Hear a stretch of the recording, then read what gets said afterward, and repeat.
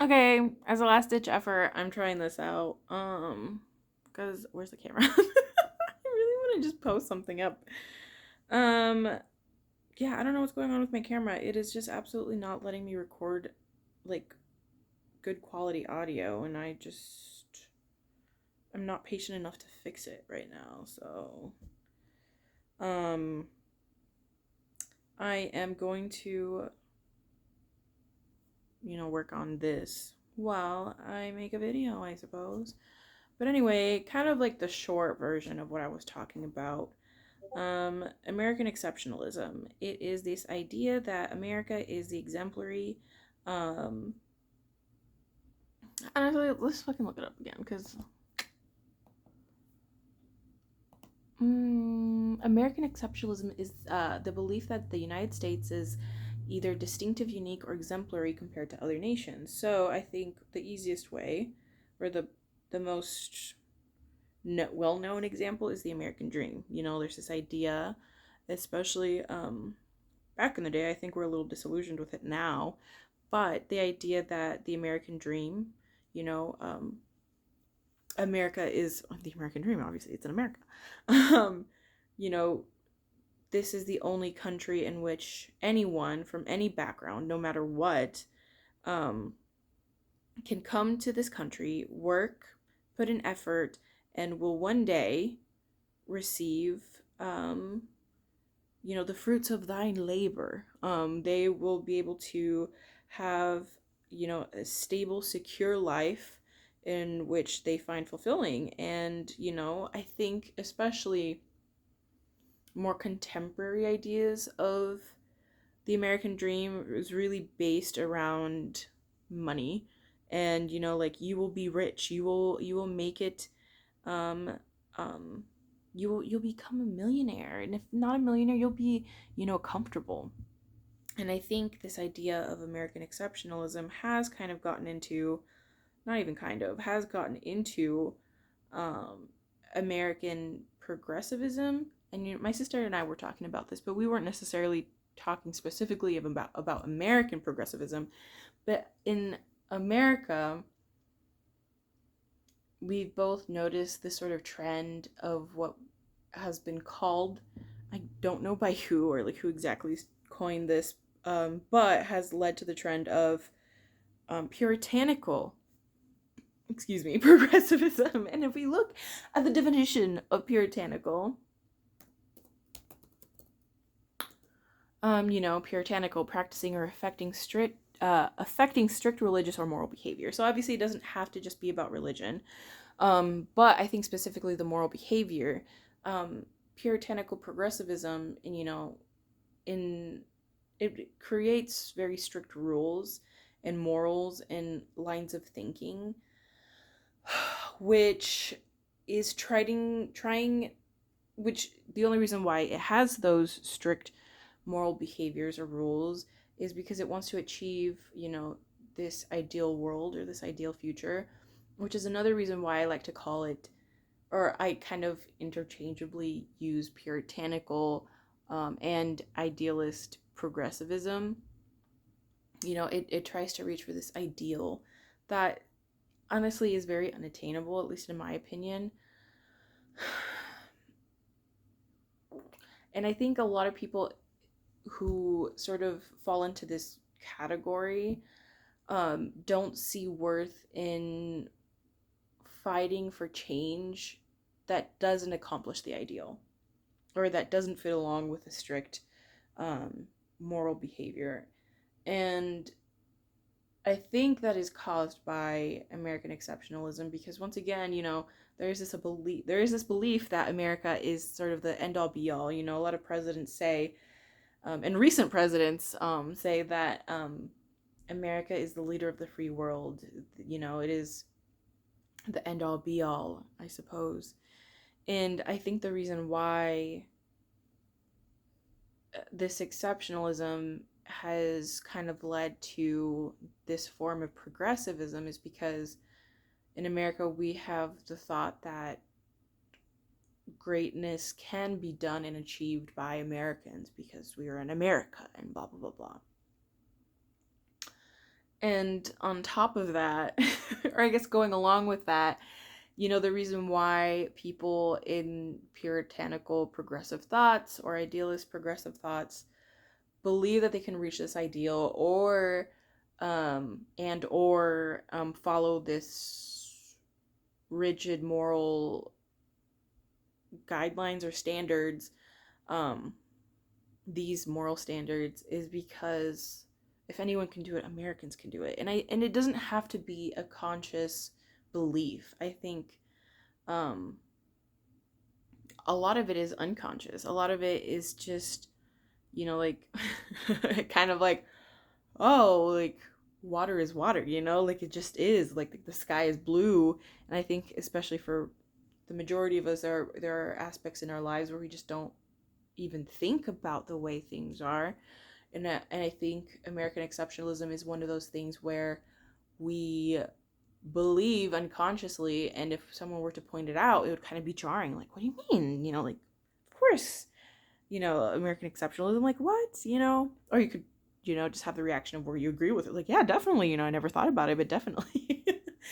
um, and I suppose I've kind of implied it already, but what do I think about puritanical ideal progressivism?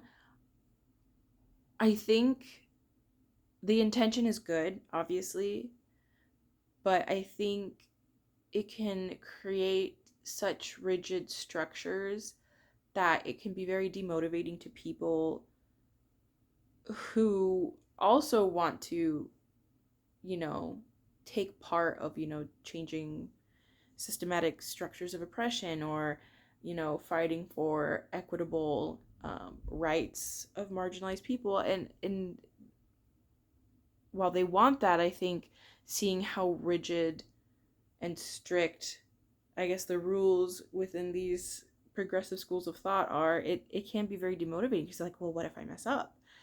Um, and I think it is to the detriment sometimes because, and obviously I've fallen under this as well, it creates such high standards that almost no one can really accomplish. And, nothing will ever be ideal as much as we want it to be. And I think the people who fall or follow this puritanical or idealist train of thought don't really see a use. They usually don't see a use in fighting for something that isn't the ideal, and don't really give much time or effort to, I guess, thoughts or people that don't really follow such strict moral behaviors or such strict rules. Um, and I'm not saying that, we should go haywire and, like anarchy or like anything goes, Obviously there should be standards and, like respectful, and I align with, very leftist thinking. Um, but especially coming from a background that isn't entirely American, sometimes I can see how people who are outside of America, but also follow progressive thought, I've seen, especially online, where they find a lot of tension and headbutting with American progressives because it just doesn't allow that flexibility of having discussion and disagreeing and learning. And I think, um, I have met people who are on the liberal side who have kind of, mm, how do I say this? Who have gone to third world, developing countries, southern hemisphere countries, whatever you want to call it, and kind of implied or insinuated with the way they speak about their experiences in those places. Like, there's this person who, what I would call a mission trip, they didn't call it that, but they went down there to do charity work um, in this Latin American country, and they're the way that they talked about the people there was very patronizing, and it wasn't even in like academic discourse, type of interaction that they had with them. They were literally there, like, I think building houses or something. Um, but the way that this person was just even talking about the people there in the country is like, oh, it was so poor, and they were just so grateful for our help, and you could tell, that they really needed us there. Um, they were also using them as an example to be more grateful for being an American and being in America and having a proper education. And I think that also kind of adds another layer to progressive, puritanical, and idealist progressive thought. It could be very exclusionary to people outside of America who might mostly agree with them on ideology and political thought. Um, but it's like you have to follow our rules, our morals, or our idea of progressivism, um, is the right form of progressive thought. And again, it just leads back to the American exceptionalism, like this is the one place where we can create these standards, exemplary standards, and it can be the place where we can reach the ideal. And it also, at the same time, maybe without wanting to, it excludes the rest of the world, especially the rest of the world that isn't um, honestly European or very rich, economically, considered first world country. And yeah, so that was a very short version. All the videos that I did before this were like 20 minutes. This is I'm probably going to be around 13. But anyway, that is just what I think. And it's a quick video, and I really just wanted to post something, so I will post this up. Hopefully the quality from my phone is also good. The camera that I got, honestly, was cheap for a camera, but expensive for me. So let's see if I can fix it. Let's see if I can do anything. I might be able to use another mic attachment. Maybe this mic just wore out so quick. I think I've only used it like a handful of times, but anyway, thank you.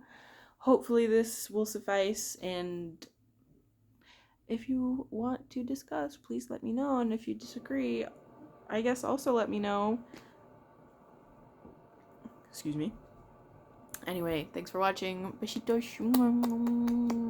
Besitos.